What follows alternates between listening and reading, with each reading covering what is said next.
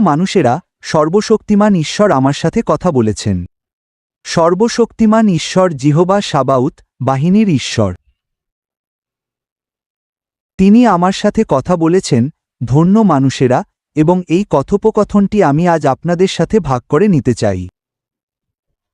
আমি জানি যে আপনারা এখন জাপানের কম্পন দেখতে পাচ্ছেন। জাপানে অত্যন্ত অবিশ্বাস্য কম্পন, এবং জাপানের এই কম্পনটি বিস্ময়কর। আপনারা দেখছেন ক্রোধের পরিমাণ, তার ক্রোধ, প্রভুর যে ক্রোধ তিনি আমাদের চারপাশে রেখেছেন তা অবিশ্বাস্য। রাগ এবং ক্রোধের সাথে সেই ধরনের কম্পন, এবং বলা হচ্ছে যে এটি শীঘ্রই আসছে। জাপানের সেই কম্পনটি অবিশ্বাস্য। আমি যখন কম্পনের কথা বললাম, আসলে তারা বলছে কম্পনটি 30 মিনিটেরও বেশি সময় ধরে চলেছিল। ভূমিকম্প আঘাত হানার পর কম্পনটি 30 মিনিটেরও বেশি সময় ধরে স্থায়ী ছিল। সেটা অনেক অনেক লম্বা সময়। এবং আপনারা জানেন, এখন তারা মানুষদের বের করার চেষ্টা করছে, এবং আপনারা ভেনিজুয়েলায় যে কম্পন হয়েছিল তা দেখেছেন। ভেনিজুয়েলা দেশে এখন পর্যন্ত হাজার হাজার মানুষ নিচে চাপা পড়ে আছে। দেশটি স্থবির হয়ে গেছে। তাদের বের করা সম্ভব নয়, মৃতদেহগুলোকে। এবং সেই কারণেই আমি আবার আপনাদের সামনে লাইভে আসার আগে আমি শুধু সবাইকে সতর্ক করতে চাই যে যদি একটি পাপ থাকে যা আপনারা করতে পারেন না, তা হল বিড়বিড় করা। যদি আপনার মা ও এমনকি আমিও আপনাকে সরাতে পারব না যদি আপনি সেই সীমা অতিক্রম করেন। এবং স্বয়ং ঈশ্বর পিতা, তিনি আমাকে বলেছেন যে এমনকি তিনিও তাদের সরাতে পারবেন না যদি কেউ বিড়বিড় করে এবং অন্যদিকে সেই সীমা অতিক্রম করে, তবে তিনিও তাদের বাঁচাতে পারবেন না, কারণ তাকে তার বাক্য পূরণ করতে হবে, যদি না তিনি একটি নতুন বাইবেল লেখেন। তাই এটি স্বর্গের আদালতের সামনে রাষ্ট্রদ্রোহ। আপনারা স্পর্শ করতে পারেন না।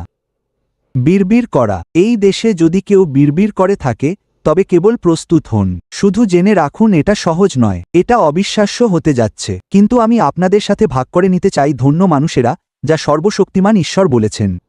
এবং সারা বিশ্বে বিড়বিড় করা কোনো মজা নয়। শুধু গণনা পুস্তকের 14 অধ্যায় পড়ুন। এটি 16 অধ্যায় পর্যন্ত পড়ুন। এটি 16 অধ্যায় পর্যন্ত নিয়ে যান। এবং বিশেষ করে প্রভু দেখেন যে আমরা অনেক আনন্দের সাথে আপনাদের কাছে এসেছি। কখনো কখনো আমরা এতটাই ক্লান্ত থাকি যে এখন আমরা সম্পূর্ণ বিপর্যস্ত। আমাদের সময় উল্টে গেছে। যা দিন তা রাত হয়ে গেছে, এবং এটি 1 ঘন্টার খুব ছোট ছোট ঘুম। আপনি খুব ক্লান্ত। আপনি মনে করেন আমরা আবার বসার চেষ্টা করি। আপনি ঘুমিয়ে পড়েন। আপনি 20 মিনিট ঘুমানোর চেষ্টা করেন এবং জেগে ওঠেন। পুরো ব্যাপারটা একেবারেই গোলমেলে। এখন এবং 2টি দেশের জন্য উপবাস। যখন আপনি ঈশ্বরকে কাউকে সেভাবে ব্যবহার করতে দেখেন, তখন দূরে থাকুন। আপনি পারবেন না, আপনি চেষ্টা করতে পারেন না। এমনকি একটি শিশু, এমনকি একজন মূর্খ আপনাকে বলবে, না, তুমি পারবে না, তুমি পারবে না। আপনি শুধু ঈশ্বরের ক্রোধে পূর্ণ প্রভুর সাথে চলা পথগুলো দেখুন। ঈশ্বরের পুরো ক্রোধ, অবিশ্বাস্য ক্রোধ আমাদের উপর বর্ষিত হয়েছে। উদ্ধৃতি চিহ্ন। এবং সেই নাটকীয়তা দেখুন। বোগোতায় তৃত্বের সাথে যে কথোপকথন হয়েছিল তার নাট্যরূপ। তারা কথা বলছে, আমি এই দিক থেকে বলছি, আমি তাদের এটা বলছি, তারা সম্মতি দিচ্ছে, ঠিক আছে, প্রবেশপথে থাকার জন্য তাৎক্ষণিক, ঠিক এভাবে তাৎক্ষণিক উত্তর, ঠিক আছে, প্রবেশপথে থাকার জন্য, কিন্তু সে ঘোষণা করছে না এবং এসব কিছু। সেই নাটকীয়তা দেখুন। এবং প্রভু তা করেছিলেন একটি উদ্দেশ্যের জন্য, ইচ্ছাকৃতভাবে করেছেন, যাতে মানুষ তার দাসদের ভয় পায় এবং তাকে ভয় পায়। তিনি জানেন এই প্রজন্ম কতটা ব্ল্যাকমেল এবং উপহাসে পূর্ণ। তাই যাই হোক, আমি সেই প্রেক্ষাপটে আপনার সাথে ভাগ করে নিতে চাই। প্রভু আজ যা বলেছেন তা আমি আপনার সাথে ভাগ করে নিতে চাই। আজ সর্বশক্তিমান প্রভু আমাকে আকাশ দেখালেন এবং আকাশটি বিস্ময়কর। আপনি দেখবেন আকাশটি নীল, কিন্তু এটি অনেকটা প্লাস্টিকের উপাদানের মতো ছিল, মহাকাশের উপাদান, মহাকাশের কাপড় যা গ্রহগুলোকে ধরে রাখে, এবং এটি অনেকটা ছিল, আমি জানি না কিভাবে বর্ণনা করব। আমি বরং এখানে পৃথিবীর ভাষা ব্যবহার করার চেষ্টা করি। এটি অনেকটা ছিল। খুব শক্ত প্লাস্টিকের মতো, হালকা নীল এবং মসৃণ এবং চকচকে আকাশের রঙের, এবং এটি একটি গম্বুজের মতো পুরো আকাশকে ঢেকে রেখেছিল। তারপর পৃথিবীর এক প্রান্ত থেকে জল ছিটানো হচ্ছিল, এবং তারা সমান্তরাল সারি তৈরি করে সেই আকাশ বেয়ে উপরে উঠছিল। সেই মহাকাশ যা পুরো পৃথিবীকে ঢেকে রেখেছিল সোজা লাইনে দৌড়াচ্ছিল, এবং তারা সমান্তরাল ছিল, সমান্তরাল এভাবে দৌড়াচ্ছিল, পুরোটা উপরে চলে যাচ্ছিল। এবং যখন তারা সেখানে পৌঁছাল, তারা নিচে পড়তে শুরু করল, কিন্তু তারা একটি নির্দিষ্ট জায়গা থেকে আসছিল।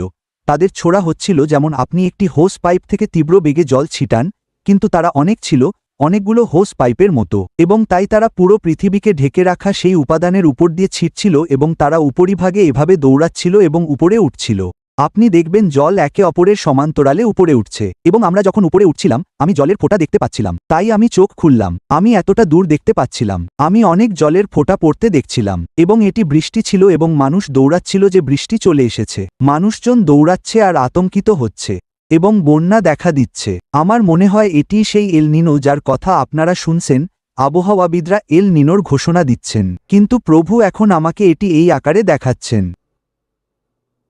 প্রভু বলছেন, সবাইকে তওবা করতে বলো। মসীহ আসছেন, উদ্ধৃতি চিহ্ন। আর এটি এমন এক সময় ঘটছে যখন মাত্র কয়েকদিন আগে তিনি আমাকে বিশাল গাছটি দেখিয়েছিলেন, যখন তিনি তার সেবকদের কথা বলছিলেন। সত্যি বলতে, আমি এমন বিশাল গাছ আগে কখনো দেখিনি। কাণ্ড, শিকড় এবং পুরো কাণ্ডটিই ছিল বিশাল, হে প্রভু। তারপর একটি শাখা অনেক অনেক পাতা নিয়ে উপরের দিকে উঠে গেছে, ডালপালা বিস্তার করে একদম স্বর্গ স্পর্শ করেছে। তিনি স্বর্গের মহিমার ভেতরে প্রবেশ করেন, এবং তার ডানদিকে এরকমই আরেকটি অংশ পুরোপুরি মহিমায় ঢাকা, সম্পূর্ণ মহিমা। আর সেখানে পাতাগুলোও ছিল শুকনো, ঠিক যেভাবে আপনি ঈশ্বরের মেঘের ওপর সেই মহিমার অংশটি দেখেন। আমি যেভাবে বর্ণনা করতাম যে সেখানে একটি সাদাটে অংশ আছে, এটি ছিল পুরোপুরি মহিমাময়। এই অংশটি আর এখন আলাদা হচ্ছে, একই মূল থেকে আসা, কিন্তু এভাবে ভাঁজ হয়ে পৃথিবীকে পুষ্ট করছে, পৃথিবীকে সেবা করছে, উপরে উঠে গেছে, এবং সেই শাখাটি এভাবে ভাঁজ হয়েছে, আর এর পাতাগুলো জাতিগুলোর নিরাময়ের জন্য এখানে পৃথিবীর ওপর ছড়িয়ে আছে। তাই এটি খুব গুরুত্বপূর্ণ সময়। ধন্য মানুষেরা, মসীহ আসছেন, মসীহ আসছেন। ধন্যবাদ।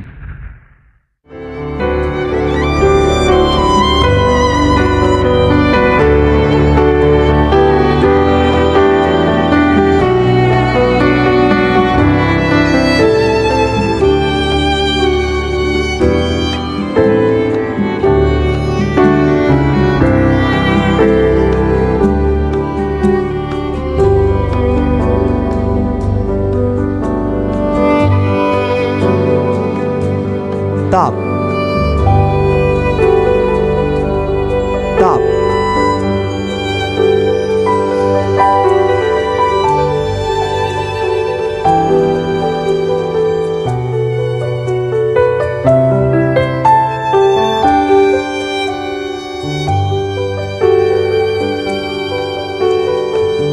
তাপ,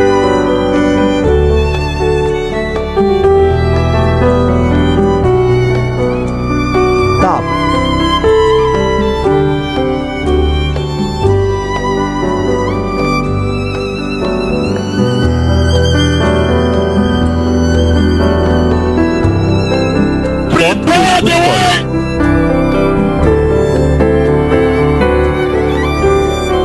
মসীহ আসছেন।